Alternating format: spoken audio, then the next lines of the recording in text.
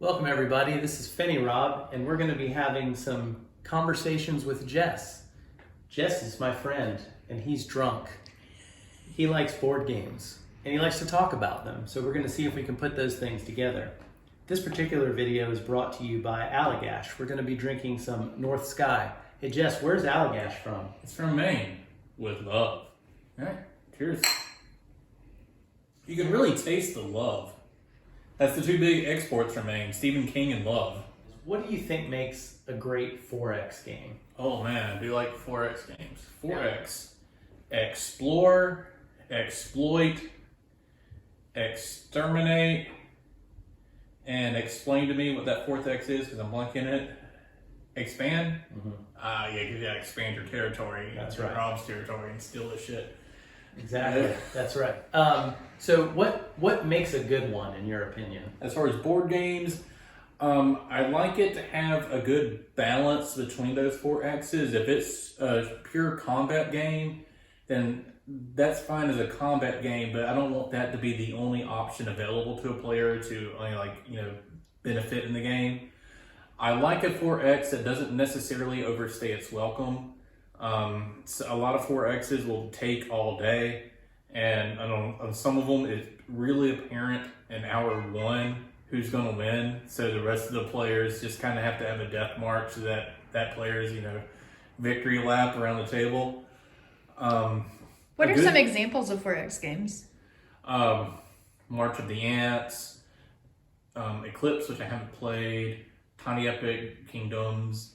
Would you consider Twilight Imperium a 4X? It's kind of a 3X. Right, I think it scratches the same itch though. the fourth edition, the base game doesn't have really an explore as much because you know what you're going to see, but the Prophecy of Kings expansion adds in some cards that you get when you explore that actually change, and they've got relics that you discover and things like that. So they've added it back in, but at its core, it's really a 3X game. But it's fine because I think those 3Xs are really good. Oh, New Dawn, that's a good one.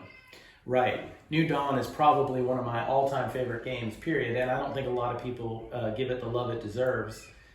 It's from our Tipia Games. I think Stronghold actually published it as well. And to me, that 4X is about as tight as you can make the game and being balanced in all things. I highly recommend that if you haven't seen that game. Rodney with Watch It Play does a really good video that shows you how to play it. Yeah. And that game, really, you can finish a game of that in about 2 hours. Yeah, two hours if everyone knows what they're doing. And it's got excitement, it's got the dice rolling, you're discovering stuff, the strategies are woven in between the 4 X's. You can't expand too fast. You can't attack everybody constantly. You have to have a balance. You can't just focus completely on one thing, but you're not also hobbled where there's one optimum strategy. People can do different strategies, and depending on the game and how each player plays, any one of those strategies could prove triumphant. The New Dawn, which I think that's the chef's kiss. If you're not hobbled to one way of play, and every play is viable, and it's up to that particular player and their play style and them adapting to how the game's going. What makes a bad 4X game? If it takes all damn day, that one's usually pretty bad. And I'll make an exception for Twilight Imperium because I think that's worth the experience. If it's over complex, if I'm having to keep up with a tableau of a million different upgrades and a million different types of units, that's okay in a computer game, which does a lot of the bookkeeping for you. But I feel like in a board game, you can have too much bookkeeping pretty easy, and 4Xs are kind of prone to that sort of thing. But March of the Ants does a good job of handling those upgrades in a way that's you're consistently growing, but it keeps it streamlined as far as what you can, what those upgrades are doing for you. Also, like I mentioned before, if there's one obvious optimal way to play, I think that hinders it. I've played some games where it's technically there's multiple ways to play, but combat is more efficient. It's not a 4X, but the Flow of History is a good example of that, where you can play it multiple different ways, but if you're not doing combat, you're going to get stomped in the dust. The tanks and knights and nuclear bombs are just going to destroy your civilization. Wasn't that fair though in a 4X game? In a 4X game, yeah, if you're completely underprepared, then you should be vulnerable to military action. But I think when military, like the race for arms is mandatory, I feel like that hurts a 4X game. Like take Through the Ages, for example. Through the Ages, yes, you're going to want to develop military, otherwise you're going to get picked on every round.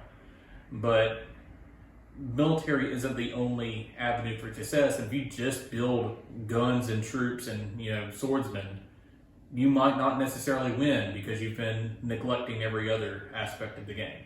And then someone plays the Gandhi card and goes meh to your army anyway. So I think Through the Ages is a little bit better at balancing that than some of the games I've played. I don't consider Through the Ages to be a 4X No, game. it's not a 4X. There's no exploration. There's no real expansion. I'm using that as an example as a way to balance military build-up versus the other Scorpion games versus... I'm trying to think of a game that really dominates on military besides Flow of History. Hyperborea, you can really get screwed if you neglect military. You shouldn't just have one way to victory. There should be multiple avenues and multiple play styles being viable. So you'd say that like if you exploit better than I do, but I get better dice rolls in combat, if it's a dice-based combat, which a lot of 4X games are, you think that you should still have, either of us should have a chance in that situation? Yeah, I mean, if you get beat because of dice rolls, I mean that's the nature of the game. That will happen, but that shouldn't be the end of the day. Like maybe there's a diplomacy mechanic where we're going, hey Jeff, evil Jeff, Rob is vulnerable now because he's overextended from attacking me. That's Rob's fault. Yeah, that's Rob's fault. Why don't you attack here and I'll give you, there should be some sort of way to get out of that scenario. I think a good 4X is simple enough where, it doesn't take all day to just understand the concept of what's going on, but flexible enough where you can do different stuff to get out of tricky situations. Master of Orion, the card game. You've played that.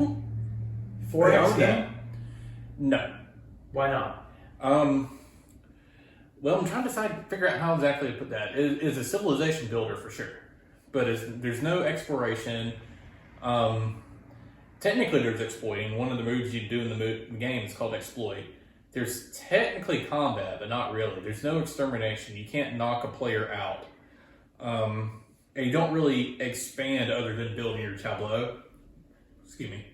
It's almost more of an engine builder. I mean, don't get me wrong, it's a really good game. But if you're going in expecting a 4X where you're building empire and like area controlling and just expanding and doing this and that and the other, that's not really what that game is. There's not even a good tech tree. Like the most you get is you get cards that combo with each other as you build your tableau and get more systems and more technologies. But it's not traditional, it's not like, oh, now my guns are stronger. It's more like, I have this card that's going to give me more points at the end of the game because it's synergized with this card. It's still a good game, but it's not really a 4X. 4X is, to be very strategic. You go into a 4X with a long-term plan in mind, and Master Orion is more like, okay, what can I do with the cards I've been dealt? Which again is a fine game. I love Master Orion. I would play it every day if I could find people to play with me. But to me, it's not the same. I would consider something like Through the Ages closer to a 4X than Master of Orion because it still has that kind of long-term planning in mind. What would you say is your favorite 4X game? Ooh. Oh, that's a tough one. Well, I'll admit I'm probably not as experienced in the areas I should. I've never played Eclipse, which is one of the big benchmarks of 4Xs. A lot of times, honestly, the length has put me off with some of the headliners. It took me forever to play Twilight Imperium, and when I finally pulled the trigger on that, played it, now I'll just play it again. Also, you won, so that helps. Yeah, that helps. New Dawn, I think, is pretty strong. I really like March of the Ants. Because it's a 4X that's very streamlined and that you can play in like an hour. I appreciate your thoughts on 4X games. Hopefully I can edit this into something that's palatable. sort of like North Sky from Allagash, which is From very from Made with Love. with love. Thanks for watching. Cheers. Like a clear night lit by stars, this silky Belgian-inspired stout balances light notes of fruit and sweetness with roasty malt. Inspired by a late evening spent around a crackling campfire, North Sky is brewed to merge lightness and darkness into a super sippable stout.